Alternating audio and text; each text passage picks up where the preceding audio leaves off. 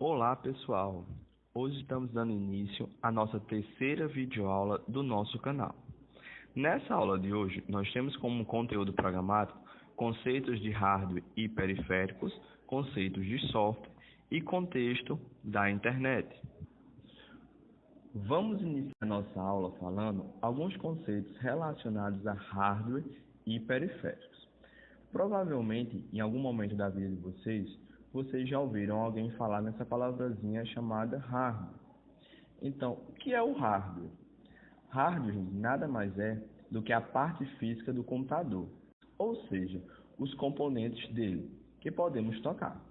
Se compararmos a máquina com o ser humano, vamos perceber que os hardwares são como os nossos membros.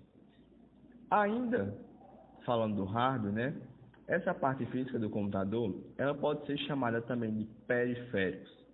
E eles estão divididos em três tipos, que são periféricos de entrada, periféricos de saída e periféricos de entrada e saída.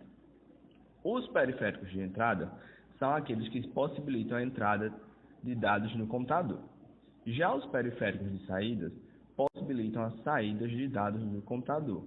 E os periféricos de entrada e saída tanto possibilitam a entrada como a saída de dados do computador. Bom, vimos há pouco tempo atrás que o hardware é a parte física do computador, que também pode ser chamado de periféricos. E quando se trata de periféricos, eles estão organizados em três. Vimos os conceitos de periférico e agora nós veremos alguns exemplos de periféricos.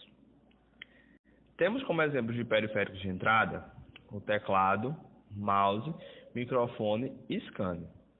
Já os exemplos de periféricos de saída, nós temos monitor, impressora e caixas acústicas. E os exemplos de periféricos tanto de entrada quanto de saída, nós temos o adaptador de rede sem fio, modem e gravador de CD e DVD. Agora veremos os conceitos relacionados a software. Bom, o software ele é a parte lógica, ou seja, os programas do computador. Se compararmos a máquina com o ser humano, vamos perceber que os softwares são como a nossa vida, o que dá funcionamento ao corpo humano. Então podemos dizer que os softwares são a vida da máquina. Veja aqui alguns exemplos de software. O sistema operacional, editor de texto, editor de gráficos, são todos exemplos de software. Então, software é a parte lógica do computador, ou seja, programas. E o hardware é a nossa parte física. Já que falamos há pouco tempo atrás o conceito de software, é importante também abordarmos os softwares básicos do computador. Bom, o sistema operacional, que também é conhecido como CO, ele é considerado o software básico, pois sem ele não há comunicação entre o ser humano e a máquina, ou seja, o computador. O sistema operacional tem a função de ser a interface de ligação entre o homem e a máquina, para que possa ser operado. Então, a partir disso, entende-se que o sistema operacional ele é o principal software do computador. Já que estamos falando de sistema operacional, é importante aqui abordar alguns exemplos também de sistemas operacionais. Nós temos o Windows, que é um sistema desenvolvido da empresa Microsoft. Temos o Linux, que é um sistema livre e gratuito mantido pela empresa Canonical por comunidades de software livre. Temos o macOS, da empresa Apple, e temos o Android, da empresa Google. Para finalizar nossa aula de hoje, vamos abordar um pouco do contexto da internet. Vamos iniciar falando sobre o surgimento da internet. A rede mundial de computadores, ou internet, surgiu em plena Guerra Fria. Ela foi criada com objetivos militares e seria uma das formas das Forças Armadas norte-americanas manter as comunicações em caso de ataques inimigos que viessem a destruir os meios convencionais de telecomunicações. Bom, provavelmente, ao vocês acessarem a internet, vocês já perceberam que no início de cada site nós temos a sigla www.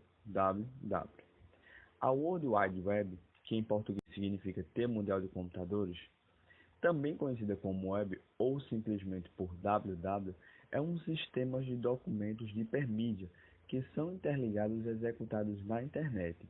Então, se você não sabia o que significava o www, agora você já sabe que ele é um sistema de documentos de hipermídia que faz a conexão, ou seja, interliga os documentos executados na internet.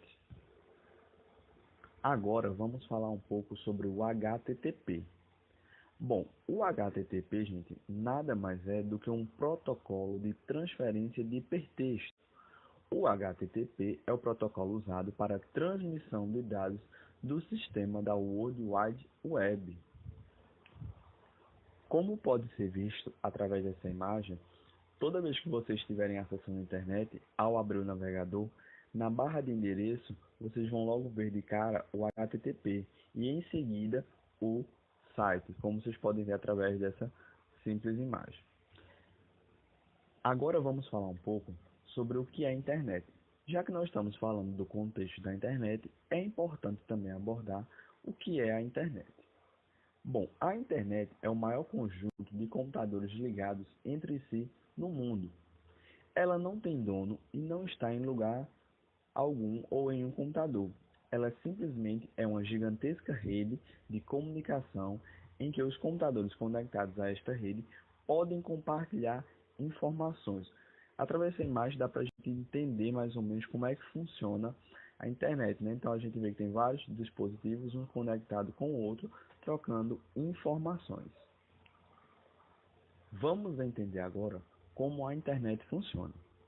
Primeiro, gente, é preciso entender que os conteúdos da internet estão organizados e armazenados em formas de websites ou hipermídia, que são documentos virtuais formatados por textos, imagens, sons e vídeos. Então, a internet funciona como uma grande biblioteca virtual, onde encontramos todos os tipos de documentos em formato de hipermídia. Mas, na verdade, esses documentos virtuais estão armazenados em grandes computadores, que são chamados de servidores, e em várias partes do mundo. Como pode ser visto, a internet ela se assemelha a uma biblioteca, através das definições acima citadas. Continuando aqui, vamos falar ainda um pouquinho em relação a como a internet funciona. Então, a internet é uma rede mundial de computadores. Se o seu computador estiver conectado a esta rede, poderá acessar essa grande biblioteca sem nem mesmo saber de que lugar do mundo e em qual computador as informações estão armazenadas. Basta apenas ter o endereço virtual da localização do conteúdo que você quer acessar. Pode-se também utilizar ferramentas de busca, como por exemplo o site do Google. Então você pode colocar lá www.google.com.br para fazer pesquisas de conteúdo. Para finalizar o contexto da internet, vamos falar um pouco sobre navegador. Ou seja, primeiro vamos entender o que é um navegador. Um navegador é um programa de computador que permite a seus usuários visualizar e interagir com os conteúdos virtuais da internet. É por meio desse programa, também chamado browser, que você pode ver os textos, fotos, gráficos, sons e vídeos da rede mundial. Mesmo estando conectado à internet, você não pode ver nenhum conteúdo se não tiver um navegador. Ou seja, o navegador é o programa que vai fazer a comunicação entre o usuário e o conteúdo da internet. Então, além de ter um navegador, você também deve ter uma conexão de internet no seu computador, notebook, tablet, para que você possa ter acesso a esses documentos. Aqui nessa página vocês estão vendo alguns exemplos de navegadores. Então nós temos o navegador Google Chrome, Mozilla Firefox, Opera, Internet Explorer, Safari e Netscape. Então vocês estão vendo que os três primeiros navegadores são os navegadores mais utilizados. Bom pessoal, hoje estamos encerrando a nossa última videoaula do nosso canal. E aqui eu queria apresentar para vocês algumas referências utilizadas para essa minha videoaula. E queria agradecer a todos vocês por ter acompanhado essas aulas, né, essa sequência de 3 aulas, né, que fizemos no nosso canal. Espero que eu possa ter contribuído para o crescimento profissional de vocês e até breve.